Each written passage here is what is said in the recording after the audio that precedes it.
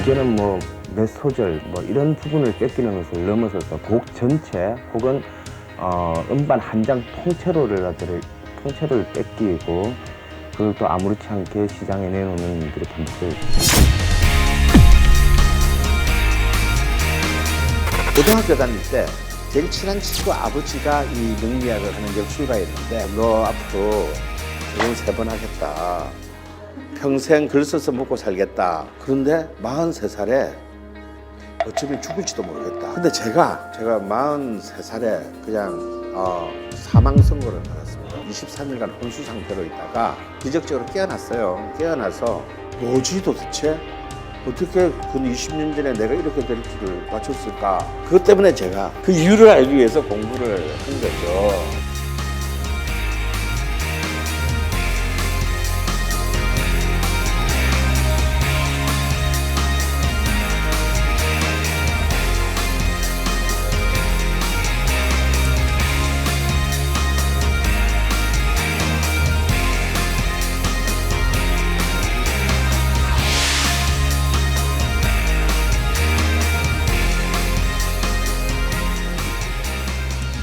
강은의 지금 굉장히 궁금하지만 좀 강은의 학교에서 42살 이전까지 삶이라는 것도 굉장히 사실 궁금하거든요.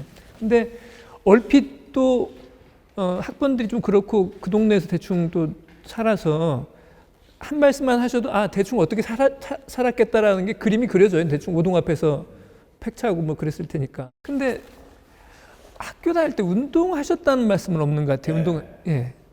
저는 그 학교 다닐 때 운동하는 이른바 제가 8월 학번이고 광주에 비극이 있은 바로 그 다음 해에 그 학교에 들어갔습니다. 제가 3월 1일 날 첫 학교에 등교를 하는데 제가 아침에 학교를 걸어 올라가는데 일동 쪽으로 오는데 오른쪽 학생회관 쪽에서 갑자기 하얀 광목으로 만든 플래카드가 쫙 펼쳐졌어요. 하얀 강목에다가 빨간색 펜트로 뭐라고 썼냐면 전두환을 찢어 죽이자라고. 너무 충격을 받았습니다. 그래도 뭐 현직 대통령인데 그 대통령 이름을 뭐 전두환 대통령을 찢어 죽이다도 아니고 전두환도 막 한자로 막 이상하게 막 그 두자를 머리 두자로 뭐 쓰고 뭐 하늘 사나이 그러니까 물의 한 할 때 한자를 쓰고 뭐 전을 뭐 이 전지할 때 자를 전자를 쓰고 이렇게 학살자란 뜻이죠. 예. 전두환을 찢어 죽이자마는. 그래서 특히 저는 또 그 대모의 성지인 국문과를 또 갔기 때문에 제가 국문과 2, 3, 4학년이 전체 회의를 하는데 중국집 방 하나면 충분했어요. 반 이상이 다 방에 다 들어가 있어가지고 중국집 방 하나면은 막 거의 다 앉을 수 있습니다. 근데 그냥 조용히 학교 다니면 되는데 또 이상하게 저는 그 막 운동하는 애들을 굉장히 저는 굉장히 그 시니컬하게 공격을 했습니다. 플로레타리아 자식이. 그러면 저보고 막 너는 왜 이렇게 사상이 꼬롬하냐 뭐 저거는. 근데 저는 그때 보았거든요. 저들끼리 다 짜고 하는 거. 민주주의라는 이름으로 민주주의를 능욕하는 거. 민주집중제라는 이름으로 개인의 자발성을 레닌이 그랬다고 하는데 레닌이 그랬으면 뭐 그래서 못 줬는데 레닌이. 우리랑 내하고 무슨 상관인데. 근데 문제는 저는 조용히 못 읽는다라는 게 문제였고 계속 깐죽 선배들을 못 살게 굴고 이제 운동권 지도자들을 그 숭고하신 지도자들을 굉장히 못 살게 굴고 심지어는 주먹질도 하고 선배들을 패기도 하고 그리고 막 학과에 막 글들을 막 이른바 반운동권의 그 또라이가 막 그냥 막 그 운동권을 비난하는 막 대자보도 막 붙이고 막 그렇습니다. 그래서 좀 이상했죠 사람이. 근데 제가 그때 그런 글로 막 친구랑 제 동기 친구랑 막 열혈 운동권이랑 싸운 적도 있는데 제가 그런 말을 했습니다. 내가 왜 너희들을 안 믿는 줄 아니?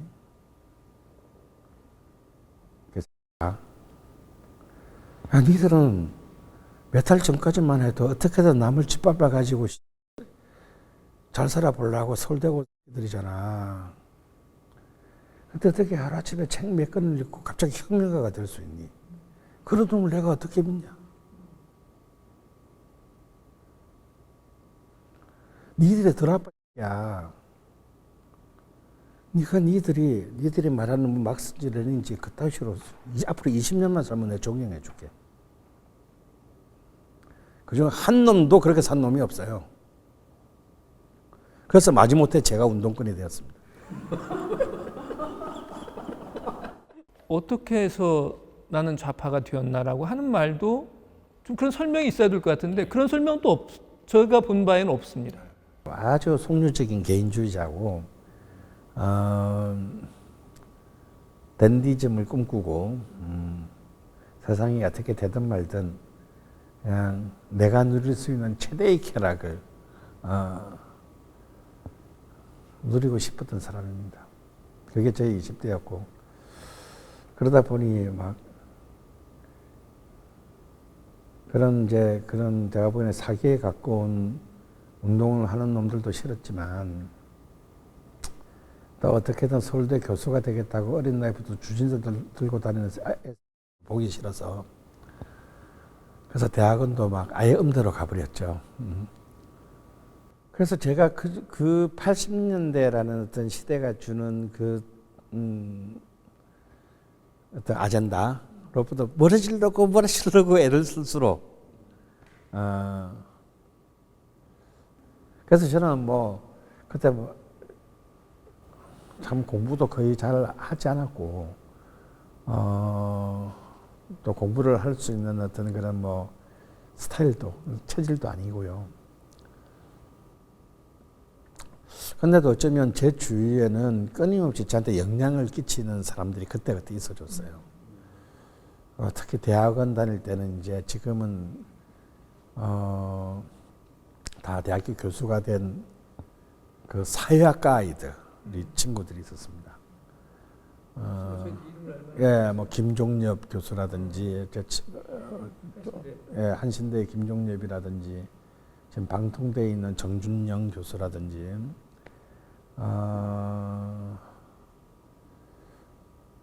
그런 친구들하고 그냥 사실 저는 술을 많이 마신 건데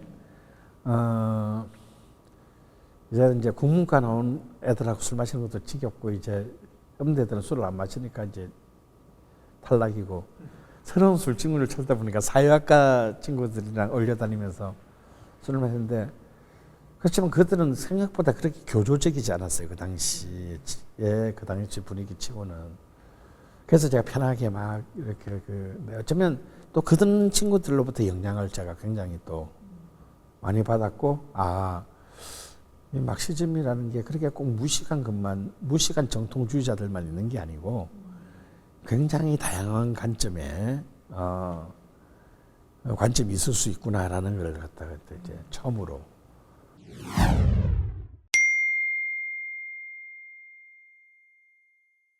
그 음대를 다니면서 오히려 이제 커진 열망은 영화였죠.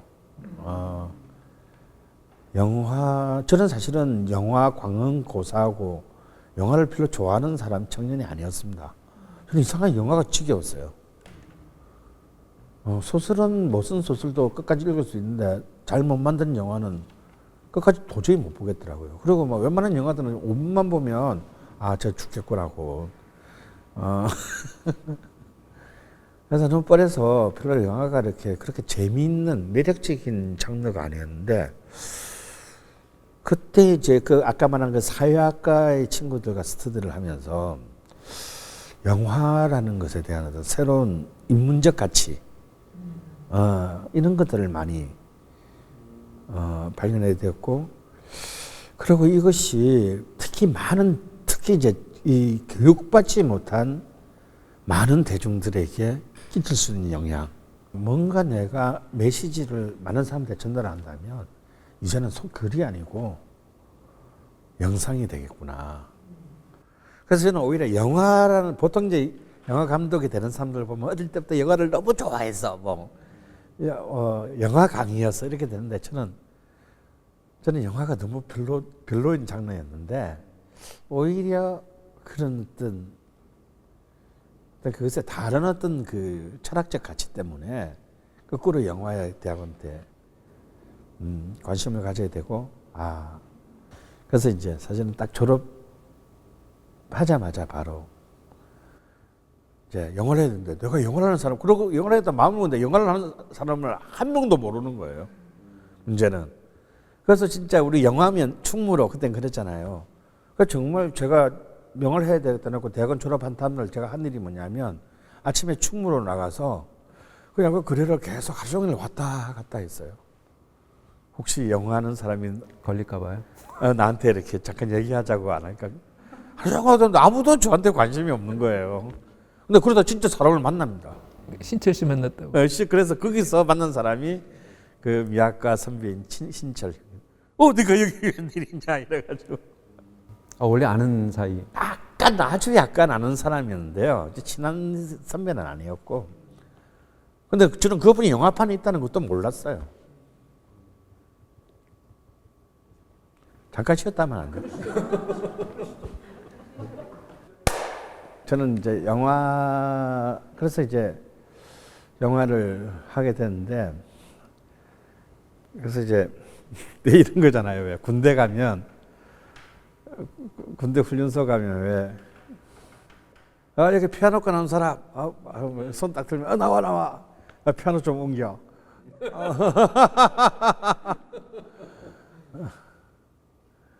뭐 족구할 때 막 수학과 난 사람, 컨트 봐, 먼저. 그래서 아까 그 오다가 만난 신철이 형이 맞다 너 국문까지 그러더니 너 대본 하나 쓸래? 그래서 이제 그분이 그때 기획하던 이제 작품이 하나 있었던 거예요. 그게 뭐냐면 행복은 성적순이 아니잖아요 라는 강우석 감독의 데뷔작이 되는 이면 나오는. 그래서 이제 졸지에 제가 시나리오 작가가 돼서 그 시나리오에 초고를 썼어요. 근데 아마 그 영화 크레딧에는 제 이름이 없을 겁니다. 왜냐면 제가 처음 썼을 때 그 주인공은 여자가 아니고 남자였거든요. 왜냐면 여고생이 자살한다는 건 너무 뭔가 상투적이야. 그래서 절대 자살할 것 같지 않은 너무 건강한 남자애가 자살하는 나름대로 신경을 쓰고 썼는데 그때 영화사 사장님이 야 이게 대본이야 이 새끼야 막 이래가지고 그리고 저 때문에 신철이 형하고 저하고 둘이 다 같이 잘려요. 그런 와중에 만나게 된 사람이 이제 그 명필름의 그 이현이라는 이제 당시 이제 그 젊은 영화인들을 만나게 돼요. 그래서 그때 그렇게 해서 이제 시작된 것이 이제 장상곤매라는 독립영화 집단, 빨갱이 집단인데, 그때는 이미 이제 이념적으로는 이제 상당히 확고한 좌파가 됐던 거죠. 근데 이제 그 친구들은 그때 만났던 영화판에서의 젊은 친구들은 그래도 좌파라고 볼 수는 없는, 그냥 영화를 하고 싶은 이제 사람들이었고요. 그래서 이제 그러니까 뭐 거의 이제 장난처럼 이제 영화를 뭐 물론 각자는 다 진지했지만 제가 보기에는 뭐 이걸로 무슨 극장에 걸 수 있는 것도 아닌 거고 그냥 뭐 졸업 작품보다 좀 큰 사이즈의 그런 걸 이제 만들었습니다. 그래서 제가 봐도 너무 못 만들었어요. 야 이걸 남한테 이거 어떻게 보여주냐 이런 정도로 너무 어설픈 영화였는데. 근데 그게 이제 광주와 미국을 다룬 영화였는데요. 이걸 이제 지금 그 예술의 전당 사장하시는 유인택 형이 이제 그 당시에 신촌에서 한마당이라는 연극 극단을 하고 있었어요. 그래서 그 소극장에서 불법 상영을 이제 시작했는데 미어 터진 거죠.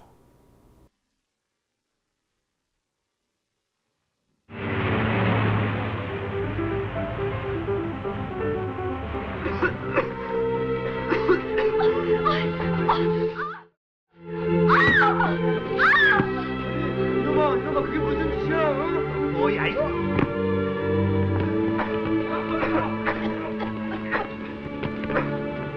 우리는 최후의 일가까지, 최후의 1인까지 목숨을 걸고 싸울 것입니다. 모든 것은 역사가 말해줄 것입니다. 우리가 왜 총을 들었으며 우리가 어떻게 싸우다 죽어갔는지. 그래서 다음 영화를 뭐로 할 것이냐 가지고 이제 그때 한 학생운동을 하자는 게 대세였는데 제가 막 끝까지 소수파로서 우겼어요.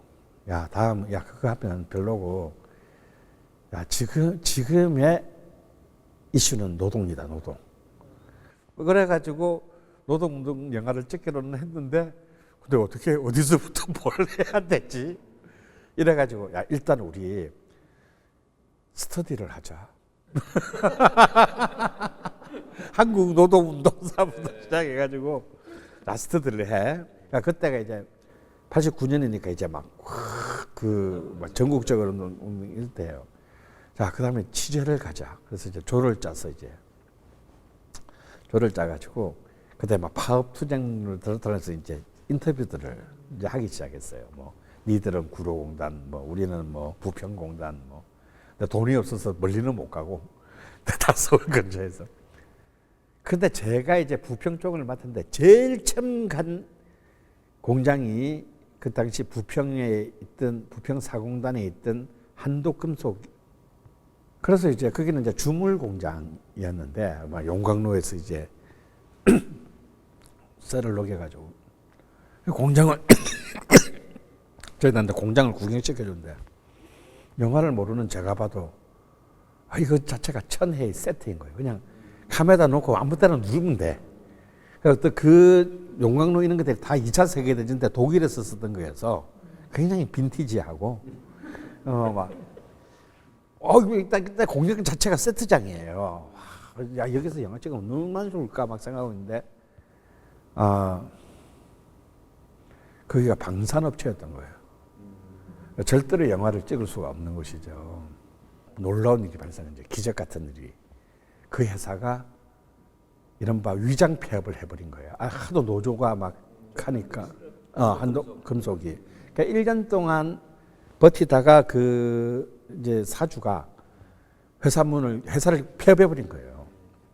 그래서 이제 노동자들이 공장을 점거하고 정근 농성을 벌이고 있다라는 거예요. 이것처럼 우리한테는 좋은 게 없지 뭐. 그래서 바로 다 들어가서 어차피 노동자들도 할 일이 없잖아요. 그래서 그분들을 엑스트라로 쓰고 그래서 파업전을 찍을 수가 있게 된 거예요. 그러니까 이런 몇 개의 기적들이 일어나줘야 되는 인생에 일어나줘야 되는데 그때는 이제 전기도 다 끌어가지고 이제서야 하는 얘기인데요. 정말 노동자들이 세상을 건설한다는 건 맞아요. 전기가 끌어졌으면 공장을 돌릴 수가 없잖아요. 영화를 찍을 수가 없잖아요. 그래서 이제 한밤중에 공장신을 찍는데 전기가 들어와야 공장을 돌려서 영화를 찍는데 낮에는 남들 보는 눈이 많으니까 안 되고. 그랬더니 그거요 하더니 몇 명이 나가더니 도전이라 그러죠. 전기를 정보대에 올라가가지고 전기를 끌다 와가지고 공장을 돌렸어요.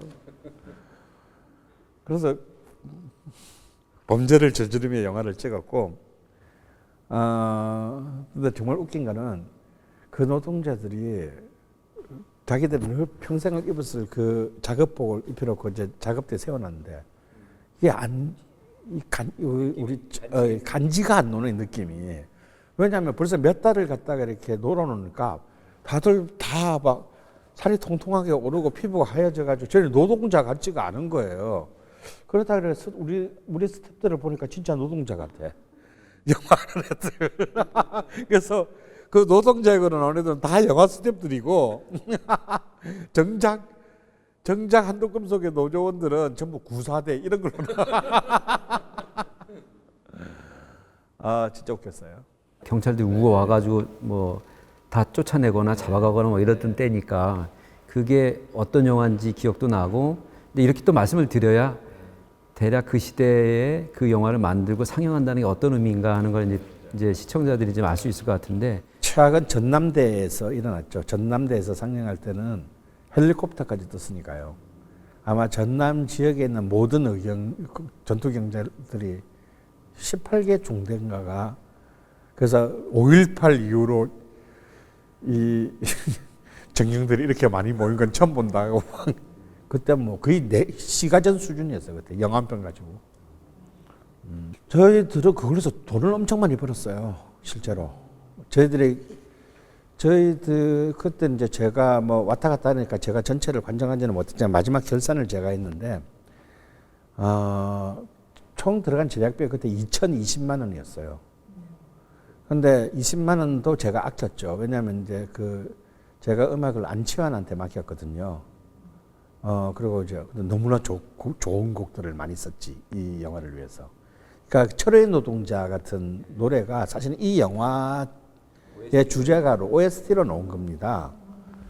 그런데 그때 이제 안치환 선수는 진짜 막 끌어오를 때니까 좋은 걸 많이 썼는데 다 영화 음악 다 넘기고 난 뒤에 치환아 수고했다고 그래 봉투에 20만 원 넣어서 딱 줬어요. 그랬더니 치환이가 열어보지도 않고 어차피 가래 몇 푼 안 드는 거 아는데 괜히 해주고 돈 받았다는 얘기 듣기 싫어서 안 받을게요. 그냥 도로 넣어. 그러더라고요. 그래서 그러냐 하고 뭐 다시 한번 묻지도 않고 뭐 고마워 하고 이제 넣었으니까 딱 정확히 2천만 원이 들었어요. 근데 우리가 한 2억 넘게 벌었을걸요. 그러니까 저는 그러니까 이런 불법적인 예술일수록 돈을 벌어야 된다. 그래야 이런 시장이 있다는 걸 생각하고 많은 또라이들이 또 달려들지. 그래서 이제서 이제 이런 말 해도 되는데 전노예배 우리 1억 기부하고 막 그랬어요. 그 돈 벌어가지고. 저는 그 다음 영화로 기소되죠. 예. 다치면 다치면 그때 제가 대표였으니까. 장사구매 대표. 그 사전 심의를 거부하셔가지고. 그래서 아니 그 앞에 대표들도 계속 거부를 해서 재판을 받았는데 저는 이제 저도 똑같이 기소됐지만 저는 이긴 거고 재판에서 상영이 끝나니까 바로 종로서에서 잡으러 오더라고요. 이 새끼들 이제 다 끝나고 난 뒤에. 그래서 또 거기 들어서 이제 영화를 찍었습니다. 그 다음 해에 나온 그 투캅스라는 영화에 보면 권용훈이 잡혀와가지고 박정훈이 타이프를 잘 어슬프게 치니까 아씨 하고 범죄자가 이렇게 막 자기 조 자기 치는 장면을 제가 1년 전에 제가 종로서에서 찍었어요. 담당 형사님이 너무 연로하셔가지고 조서 쓰는데 3박 4일 걸릴 것 같아서 형사님 제가 찍으면 안 될까요? 그래가지고 제가 이제 타이프 돌려놓고 이러고 이렇게 쓰면 되나요? 그래서 제가 한 대도 안 맞고 설렁탕까지 얻어먹고 이제 조사 끝내고 이제 그러고 이제 재판이 시작됐는데 그럼 똑같이 이제 당연히 우리는 이제 무조건 이제 위헌 재청 신청부터 하죠. 이거는 표현의 자유에 대한 상위법 위반이다. 라고 했는데 그때 이제 민변에서 저희 부추전 변호사가 그 당시는 민변 신참이었던 김형태 변호사였어요. 우리가 아는 김형태. 예. 그때 완전히 젊은 신참 변호사인데 아니 이분이 법정에서 영화를 찍으시려고 하는 거예요. 너무 열심히 하시는 거야. 어차피 유죄인데 그 어느 법정에서 유죄인지 그 따위 걸로 어째 빨리들한테 유언재청 신청을 받아들여줘요. 그 우리는 수임료라고 해봐 50만 원밖에 못 드리는데 그래서 제가 그랬어요 변호사님. 그래서 너무 열심히 하시지 마시라고. 어차피 해봐야 답은 징역 이전에 집행유예 2년 나오고 어차피 저 실형 안 살아요. 그러니 저 초범이거든 그래도. 그래서 그러니 그냥 그렇게 열심히 해보셔봐자 아무것도 그 소득이 없다니까. 근데 그 김영태 변호사가 오히려 피고인을 쓸 때 그래서 아니라고. 할 수 있는 최선을 다해야 된다고. 그리고 붙어볼 만한 사람은 아니. 그때 정말 참 재밌는 사건 하나가 뭔가 충무로에서 상업 영화를 잘 나가는 한국 영화를 대표할 만한 사람이 널 위해서 누가 적인을 써주면 너무 좋겠다는 거예요. 근데 그때 신철 형이 신신애가 팍 터졌을 때예요. 그래서 그런 사람 아는 사람 여기서 아는 사람 한 명 있긴 있는데 그분은 지금 잘 나가시는데 좌파도 아니고 제 편을 들어줄까요? 막. 그 전화 한번 했어요. 형, 내 재판하는 거 알죠? 그랬더니 안 돼요. 그랬더니 나오시겠다는 거예요. 그때만 하더라도 아직까진 아무리 김영삼 정부 차태라고 하더라도 아직까지는 공안의 세력이 싸늘할 때인데 저렇게 유약하신 분이 나와서 너무나 논리정연하게 저를 변호하는 증언을 해주셨어요. 이제 위헌 재청을 했는데 재판부가 이유 있다라고 그걸 받아들여 준 거예요. 그래서 재판이 중지되었죠. 그리고 이제 헌법재판소로 문제가 넘어가서 2년 뒤에 헌법재판소가 이제 역사적인 판결을 합니다. 제가 볼 때는 대표님이 우리 사회에 기여한 가장 큰 공이 아닐까. 제가 기여한 게 아니고 김영태 변호사가 기여한 거죠. 저는 김영태 변호사를 오히려 말리고 그렇게 열심히 하시면 안 된다 그러고 그래봐야 소용없다 그러고 그건 제가 볼 때 110% 김영태 변호사의 공이에요. 그래서 이제 지금은 파업전야나 그 다친 겸손의 열매를 기억하는 영화 관계가 없겠지만 유일하게 제 이름을 기억하는 사람들은 있습니다. 고시 공부하는 사람들이요. 사전심의위원. 네, 사전심의 그 위원 판결에 제가 피고인이기 때문에 그쪽에서 이름이 계속 제 이름은 낮게 그래서 한 번 제가 정말 이렇게 어떤 변호사들하고 이제 와인을 마시게 되는데 혹시 옛날에 영화 이런 거 하신 적이 있으세요? 그러는 거예요. 그래서 왜요? 그랬더니 아니 그 우리 사장님이랑 이름이 같은 분 제가 공부할 때 본 적이 있어가지고 머리들은 좋아가지고 참 그래서 그 사람이 나라고. 그래서 근데 제가 본래는 현역인데 제가 대학교 4학년 때 대학원 가면서 군대 나가고 계속 얘기했잖아요. 그래서 노태우 대통령이 그때 본래 3급까지 현역인데 3급부터 방이 이렇게 바뀐 거예요. 그러니까 대한민국은 끝까지 버티는 자가 이익을 보게 돼 있어요. 그래서 본래는 현역 가야 되는데 이제 방위가 돼서 이제 당연히 제 고향인 부산에 가서 이제 그 방위를 하는데 또 거기서 또 영화하고 굉장히 또 밀접한 인연을 만나게 되는데요. 제가 헌병대 방위로 이제 자대 배치를 받았는데 한 달 뒤에 내가 처음으로 봤던 내 방위 쫄병이 그때 의과대학교 다니다가 저기 학점 미달로 잘려서 군대 온 곽경택이었어요. 그래서 제가 그 친구도 영화 감독을 만든 사람이 저라고 자부하는 맨날 둘이서 술 마시면서 이제 이 친구는 이제 자기는 너무 인생이 암담해진 거죠. 의사들로 태어나가지고 의사가 될 길은 놓쳤고 집에서는 완전히 이제 내놓은 자식이 됐고 나 어떻게 살아야 돼 안 돼. 그래서 맨날 술을 먹는데 이 친구가 말을 너무 재미있게 하는 거예요. 대표님보다 더 말을 더 재밌게 하는 사람이 있습니다. 근데 이 친구는 말을 하면 말을 많이 하진 않는데 뭔가 좀 스토리텔링처럼 말을 하는 거예요. 타고난 거죠, 그러니까. 그래서 너도 나이가 많은데 본과단에 다 잘렸으니까 나이가 많은데 내가 볼 때 말이야, 네가 영화 감독이 되면 딱 좋겠다. 그래서 너 집 좀 잘 살잖니. 그러니까 지금 한국에서는 너는 갈 데가 없고 무조건 미국 유학한다고 아버지한테 쫄라. 그래서 좀 아버지한테 네가 신뢰를 많이 잃었으니까 네가 방해하는 동안에 새벽에라도 영어 학원을 다니는 열의를 보여드려. 그래서 그 친구 결혼할 때 제가 사회도 보고 그랬어요. 그래가지고 결혼하는 조건으로 이제 결혼해가지고 뉴욕으로 유학을 가서 그 친구가 이제 거기서 처음으로 작품을 찍은 게 바로 저랑 같이 있던 헌병대의 헌병대에서 일어난 일을 가지고 미국에서 단편 영화를 찍어요. 그 영화의 그 극중 주인공 이름이 강헌 병장이에요. 아 진짜로요? 검색해 보시면 나와요. 영창 이야기라고. 제가 제대를 앞두고 갇혔던 영창 속의 이야기인데요. 그래서 제가 방이니까 상병으로 제대했지만 그 영화에서는 병장으로. 예. 그 한 가지도 그 친구가 풀어줬어요. 예. 약간 졸업 작품 같은 거였네요. 네. 근데 그게 이제 그때 영화제에 막 나가서 입상을 했어요. 그 영화로 이제 이 친구가 한국 가서 감독을 할 수 있게 된 거죠.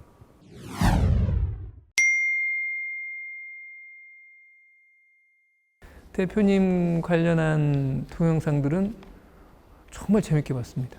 근데 그게 주로 근데 그게 뭐냐면 벙커원에서 한 2015년, 16년 강의들이 예 강의들인데 보니까 그게 이제 딴지 공장 밑에 이렇게 붙어 있더라고요. 그래서 그럼 벙커원이라는 데가 아마 대학로에 있던 예전에 딴지, 딴지의 김어준 씨하고 하던 그겁니다. 그거였던 것 같더라고요. 그러면 김어준 씨나 이런 사람들하고는 언제 하셨습니까? 김어준하고는 굉장히 오래됐죠. 제가 쓰러지기 전부터 알았으니까. 그러니까 김어준이 딴지일보로 이제 이미 뭐 그때 초기에 유명해지고 처음에 확 떴다가 확 가라앉았잖아요. 확 떴을 때는 몰랐고 확 뜨자마자 이제 깔아앉을 때쯤에부터 알게 됐는데 제가 어떻게 걔를 만났는지는 기억이 안 나요. 그런데 하여튼 굉장히 어두운 시절을 둘이서 같이 보냈어요. 그때 걔도 이혼하고 뭐 그러고 이제 제가 그때 이제 막 딴지가 막 쫄딱 망해가지고 막 사무실도 없고 직원도 한 명밖에 없고 그런 시절이 오래 갔었거든요. 그런 참 흑역사가 굉장히 길었습니다. 근데 그런데 이제 굉장히 힘들 때 이제 둘이서 야, 어떻게 하면 야, 우리 이번 달은 어떻게 먹고 살지 뭐 이러면서 이제 둘이서 달만해서 끊임없는 기획을 했어요. 막 끊임없는 사기에 가까운 기획들. 둘 다 약간 사자들이라서 막. 근데 지금 생각해 보면 진짜 재밌는 거 많이 했어요, 우리 그때. 시대를 너무 앞서간 것들이 많아. 그래서 그때 우리가 기획한 것 중에 뭐 있었냐면, 사투리 프로야구 중계. 지금 하는 거 많잖아요. 우리가 너무 빨랐어. 약간 이제 편파 중계 이런 편파 거. 중계. 예. 그래서 이제 그러네요. 딱 많이도 만들지 말고 부산 방송하고 광주 방송만 만들자. 그래서 이쪽은 경상도 말, 이쪽은 전라도 말. 그러니까 무조건 편파적으로 하는 거야, 그냥. 근데 그걸 하려니까 이제 KBO 총재의 승인이 있어야 돼, 그때는. 그리고 우리 또 연주를 찾아가지고 그때 신상우 총재. 신상우. 또 어떻게 또 그 연주를 또 찾아내가지고 막 해서 그 총재님도 좀 막, 그거 재밌겠는데 막 이래가지고, 내 이러면 너무 지역 감정 조장하는 거 아닐까 뭐 어쩌고 뭐. 그렇기 때문에 재밌는 거예요, 선생님. 그래가지고 이제 했는데 결국은 그 승인이 안 돼서 못한 적도 있고, 뭐 하여튼 그런 식으로 뭐 특히 이제 뭐 대기업들 사기치는 거, 뭐 대기업들을 이렇게 홀라당해가지고 뭐 어떻게 털어먹을까? 털어먹은 거 많이 털어먹었어요. 진짜 지금 생각해보면 완전 사기인데. 그래서 그때 우리 둘이서 2인조로 강도 행각을 안 부렸으면 지금 오늘의 지금 김어준이 없습니다.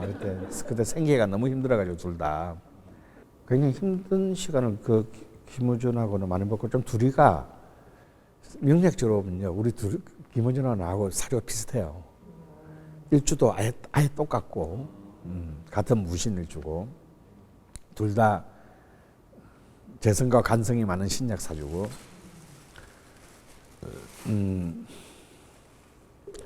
그래서 좀 뭔가 이렇게 서로가 이렇게 죽이 굉장히 잘 맞는 대목들이 있고, 약간 사기성이 농후하다는 것도 비슷하고,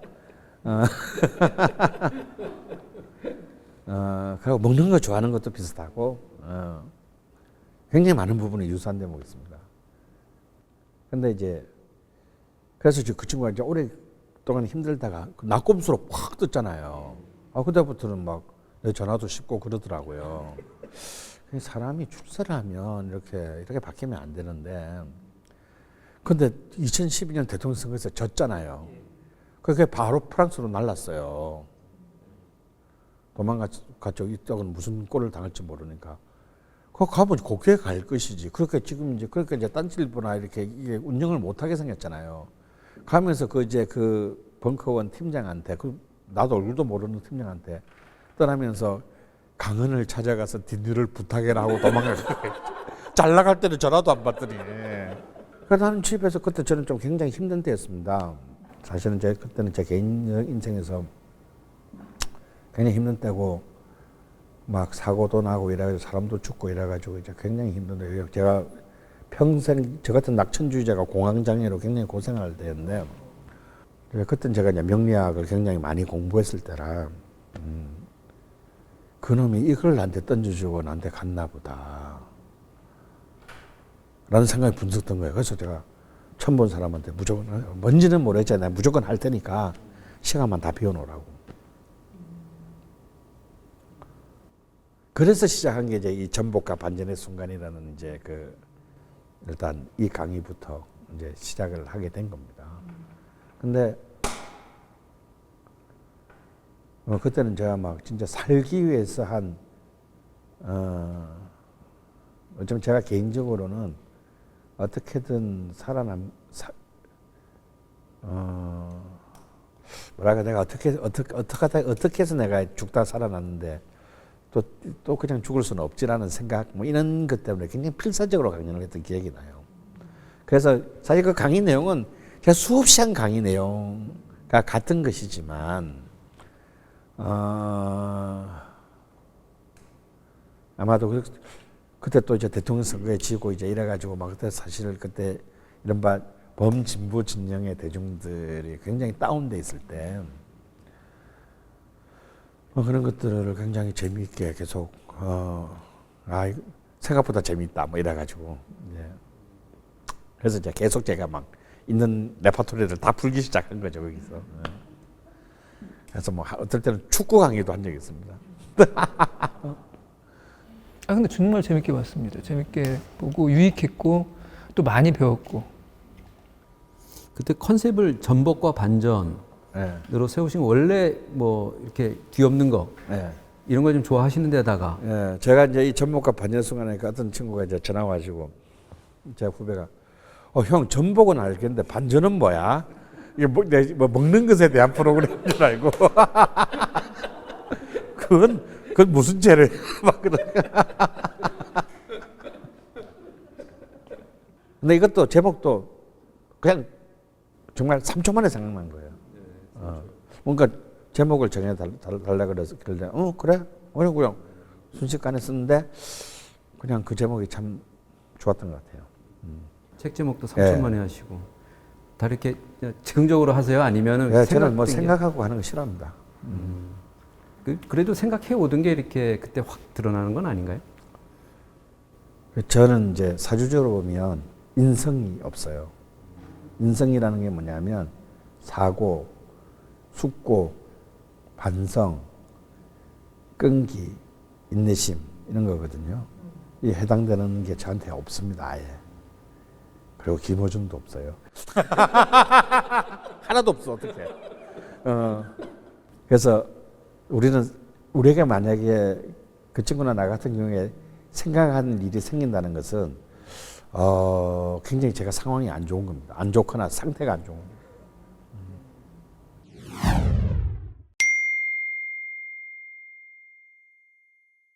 그래서 굉장히 제가 인기 강사로 좀 놀았는데요. 그래서 저는 그 강의들은 제가 아마 좀 유일하게 조금 잘하는 게 있으면 강의인 것 같아요. 그래서 제가 96년부터 홍대에서 강의를 했는데 그때 제가 홍대에서만 한 학기에 저기 홍대 나오거든요. 홍대에서 할 때 제가 한 학기에 보통 제 교양 수업이 한 1,400명씩 들었습니다. 언제나 압도적인 그 1위 강의였고 1,400명이 한꺼번에는 아닐 때 350명씩 내반. 그러니까 홍대에서 제일 큰 강의동이 350명 들어가요. 대형 강의동에 그래서 1, 2, 3, 4, 5, 6, 7, 8교시 9시에 딱 시작해가지고 5시에 끝나요. 점심도 못 먹고. 그러면 이제 마지막 네 번째 반 마치고 이제 그 홍대 내려오면은 다리가 후들거려서 후들거리면서 내려오는데 하루에 4번 하시는 하루에 1, 2, 3, 4, 5, 6, 7, 8 이렇게 거기서 제가 마이크를 안 쓰고 강의를 했어요. 왜요? 예? 집중하게 만들려고. 소금소금 말해도 다 들리게. 예. 그래서 저는 떠들다 걸리면 경고 없이 F. 나를 향해서 말하는 거 아니고 너희들끼리 얘기하다 걸리면 경고 없이 해봐. 그러니까 지금부터 이건 농담이 아니고 훈련도 아니고 실제 상황이야. 그러니까 빨리 다운시킬 사람 빨리 다운시켜. 그래도 꼭 인간들은 애플을 받고 써야. 실제 받은 사람이 있어요. 저는요 하다가 저 처음 딱 걸리면 나와. 이런 황록주 F. 너 어차피 지금부터 열심히 놔도 F니까 나오지 마. 실제로 F 줘요. 그렇게 한 명 희생시키잖아요. 그럼 한 달 동안 바늘을 떨어뜨려도 소리가 들려요. 근데 또 한 달쯤 지나면 또 풀려, 뭐 애들이. 그럼 또 그때 한 명을 희생시켜요. 그럼 또 풀리다. 근데 그렇게 해서 강의를, 근데 그거 하면서 진짜 제가 구라가 진짜 많이 늘었어요. 왜냐면 이 350명을 상대로 이렇게 마이크 없이 얘기를 하려고 하면 굉장히 스토리텔링이 안 되면 사람들이 주목을 못 한다라는 것을 알았어요. 그러니까 전 출석도 안 부르고, 저는 이제 유일하게 출석을 안 부르는 교수 때문에 학교로부터 수많은 핍박을 받았어요.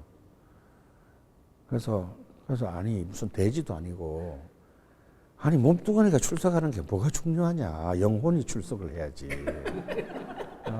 그러니까 출석 부르면 25분, 350명 출석 부르면 30분이 날아가는데 그럼 뭐 하는 짓이냐고. 나 끝까지 난 출석 점수는 인정 안 해. 막. 자르세요. 막. 제가 아까 사실 똑같은 얘기를 지금 제가 반복하고 있는 건데, 의미를 정말 짓느라고 싶으면 재미가 있어야 된다. 의미가 없는 재미는 존재할 수 있지만 재미가 없는 의미는 존재할 수 없다. 제 생각입니다.